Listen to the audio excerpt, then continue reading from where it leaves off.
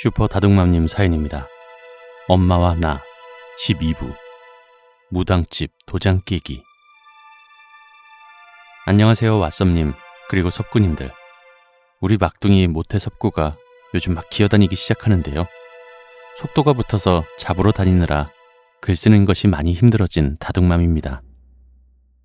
오늘 이야기도 저희 어머니의 지극히 개인적인 경험과 의견이 포함되어 있고요. 또 다소 종교적인 이야기가 거론될 수 있는 점, 여러분들께서 아시는 이야기와는 달라서 불편하실 수도 있다는 점에 대해 미리 말씀드리고 양해를 구합니다. 그럼 이야기를 시작하겠습니다.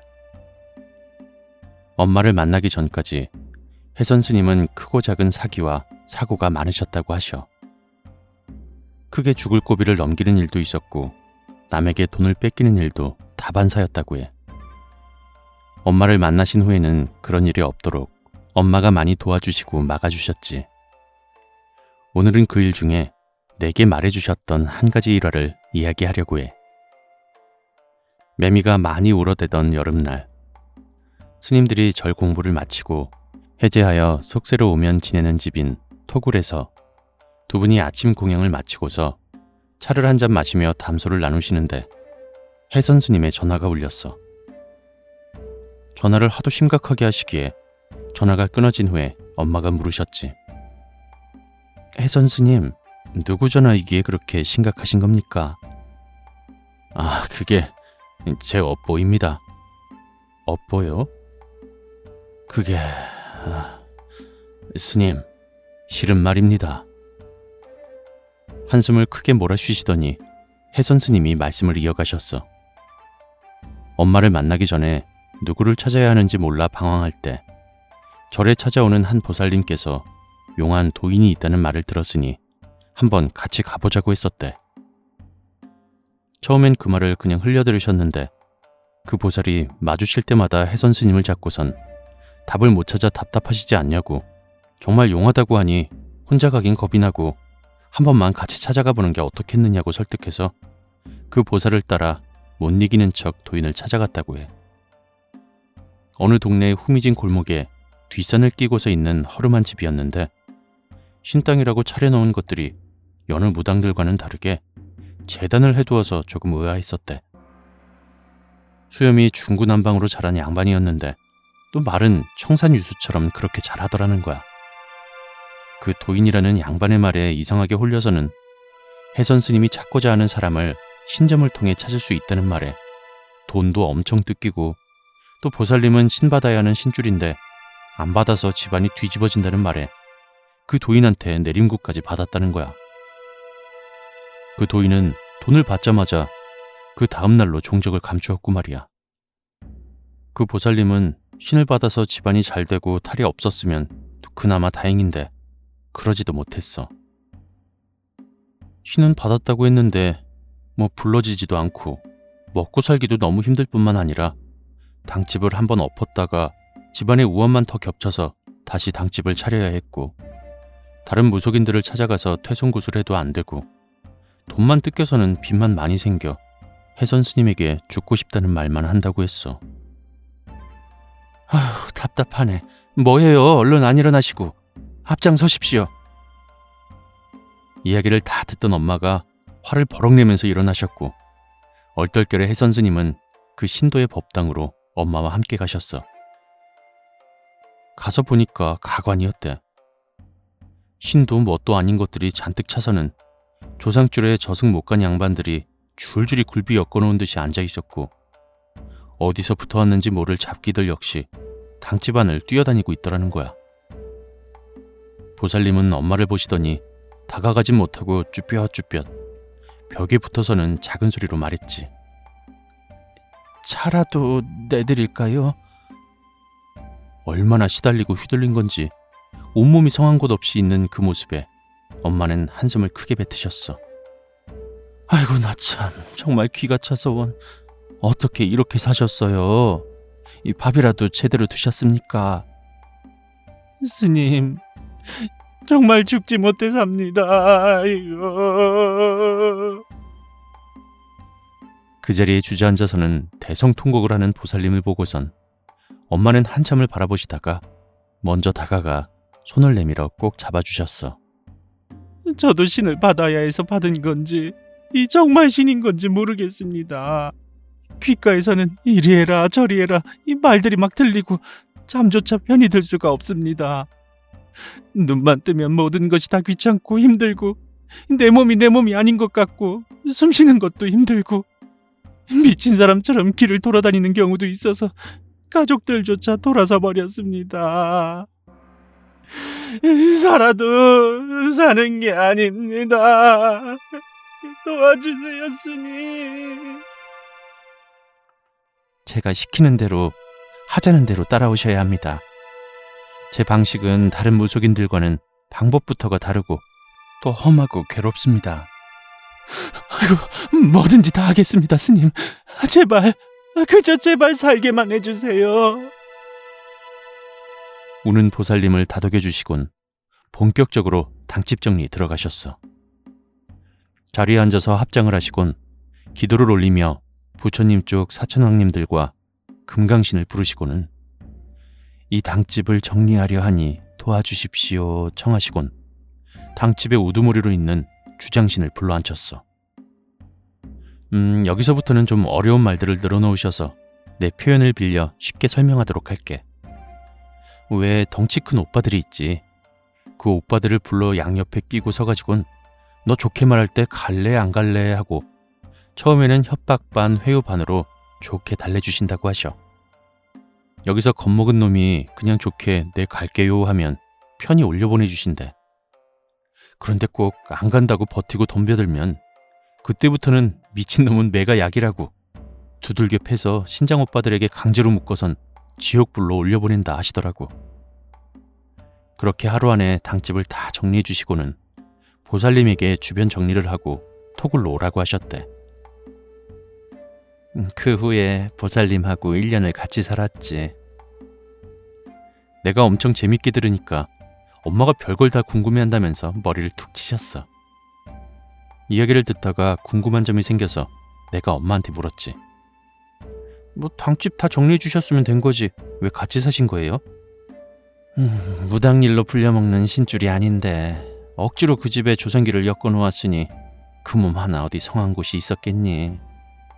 영매 체질에다가 몸에 귀신들이 들락날락할 수 있는 문이 활짝 열려 있으니 그 문들 다 닫아주고 귀신이나 잡것들이 안 보이게 안 달라붙게 해줘야지.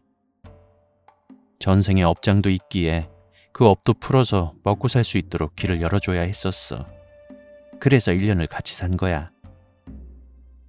고개를 끄덕이다가 여기서 또 궁금한 게 생겨서 엄마한테 물었어.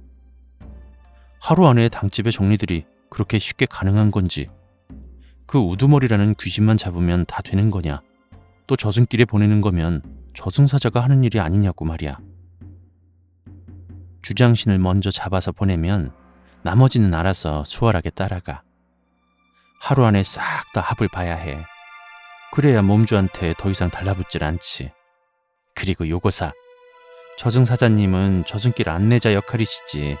그 집안 신이라고 내려온 조상이라든지 도끼 올라서 한 맺힌 것들은 끌고 가려고 해도 못해.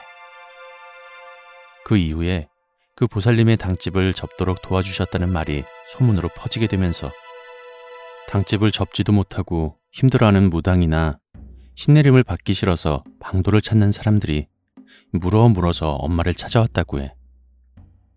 엄마는 찾아온 사람들과 대화를 하며 그 사람의 진실됨이랑 절실함을 보고선 당집을 접거나 신줄 거두는 일을 도와주셨다고 했어. 그 말에 내가 또 궁금한 게 생겨서 엄마에게 물었지. 엄마, 그 당집 접겠다고 찾아오면 그 무속인들 다 접어줄 수 있는 거예요?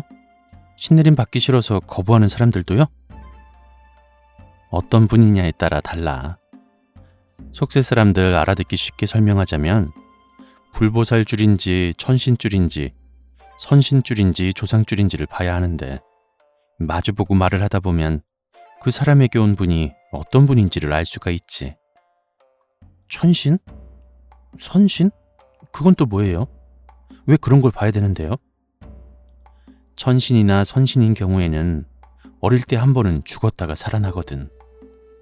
선신인 경우 하늘에서 쫓겨나거나 죄를 지어 인간의 몸을 빌어오시는데 이 생에서 그 업을 다 갚고 가야 해서 죽을 때까지 남을 도와주거나 풀어주는 일을 해야 돼. 그래서 본인이 참 많이 괴롭거든. 이 몸에 실린 천신이나 선신이 힘을 쓰게 되면 몸이 많이 아프고 힘들거든. 엄마의 말이 도와준 이가 일이 잘 풀리고 그에 대해 고마워하는 마음을 가져주면 그 몸주와 몸주의 집안이 잘 되지만 일이 안 풀리거나 도와준 이가 감사하는 마음이 없으면 몸주가 크게 아프고 다치기도 하고 그 몸주의 집안에 안 좋은 일이 생기기도 한다고 해. 선신들이 이 세상에 와서 인간의 몸에 실려 가난하고 돈 없이 사는 경우가 많다면서 말이야. 그렇지만 그분들은 다 그렇게 사는 이유가 있는 거라며 꼭 돈이 많다고 부러울 것이 하나 없다고 하셨어. 그분들은 답을 스스로 찾으셔야 해.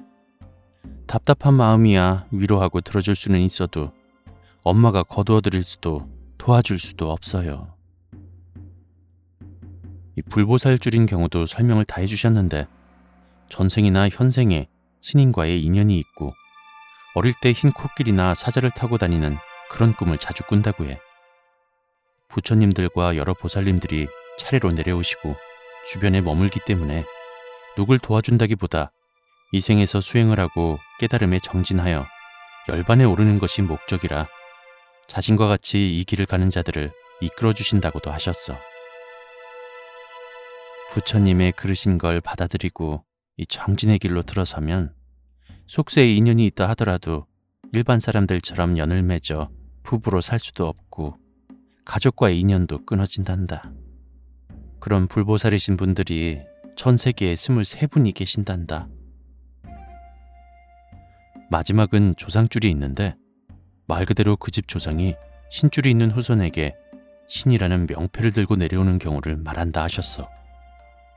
올곧게 잘 받아서 사사로이 욕심을 부리지 않고 어려운 사람들을 많이 도우면서 그 길을 잘 닦아 나간다면 엄마를 굳이 찾아올 이유가 없는데 이게 신줄이긴 한데 잘못 신내림을 받았거나 그 신줄에서 벗어나고 싶거나 혹은 신이라고 속여서 명패도 들고 오지 않고 온 허주 잡귀에게 들린 무속인들이 엄마를 찾아오면 그 무속인 일을 접게 도와주신다고 하셨지. 내가 엄마도 많이 아픈 경우가 있지 않았냐고 물었는데 엄마 자체도 힘이 있지만 부처님의 힘을 빌면 인간의 몸으로 신을 버텨내야 해서 그래서 힘든 거라 말씀하셨어. 찾아오는 이들이 대체 어떤 스님이시기에 퇴송굿도 안 하고 당집을 엎어버리거나 하고 궁금해서 찾아온 이들도 있었고 말은 신내림을 받기 싫다고 하는데 내심 자기 스스로 신이라도 됐냥 무당기를 원하는 이들도 있었어. 또 당집을 처리해달라고 찾아와 사정하고 이 진실해 보여서 가보면 참 기막힌 것들이 많이 앉아있는 일도 많았어. 심한 경우에는 신이랍시고 모셔놓은 그 재단에 구렁이가 또아리를 틀고 있는 것도 봤고 그렇게 내 몸 아파가며 다 도와줘도 무당일 할 사람은 또 다시 다 돌아가더라고. 그래서 이유를 물어보면 돈을 벌고 싶어서 재물 욕심에 다시 하게 된다고들 하더라. 해주어도 부질없다는 생각에 그래서 지금은 더 이상 그런 일을 들어주지도 않고 도와주지도 않아. 그래도 엄마가 도와준 것에 감사하고 지금도 그 고마움을 잊지 않고 찾아오는 사람들이 있다며 나랑 내 동생만 엄마 보고 땡중이라고 놀려대지 엄마를 만난 사람들은 다 신비한 분이라고 신이라고 믿는 사람도 있대. 그래서 엄마는 그 사람들을 보고선 나는 신도 아니고 아무것도 아니니 환상 속에서 깨고 살라고 맨날 그렇게 이야기한다 하셨어. 정말로 신을 모시는 무속인은 우리나라에서 몇 분이 안 되셔요. 엄마가 많이 알고 다 해결할 수 있는 것처럼 보여도 아닌 경우도 많단다. 그래서 죽을 때까지 공부해야 되고 수행해야 하거든. 이 엄마도 아직 모르는 것이 많습니다. 에이, 모르는 것이 있으면 뭐 아직 땡중 많네. 그렇게 놀렸다가 진짜 오랜만에 엄마에게 등짝 스매싱을 맞아 무척 아팠지. 오늘 이야기는 여기까지입니다. 더 이어서 쓰려고 했는데 막둥이 섭구가 자기랑 놀아달라고 우네요. 다음에 또 쓰도록 하겠습니다. 그럼 섭님, 섭구님들 모두 편안한 밤 되세요.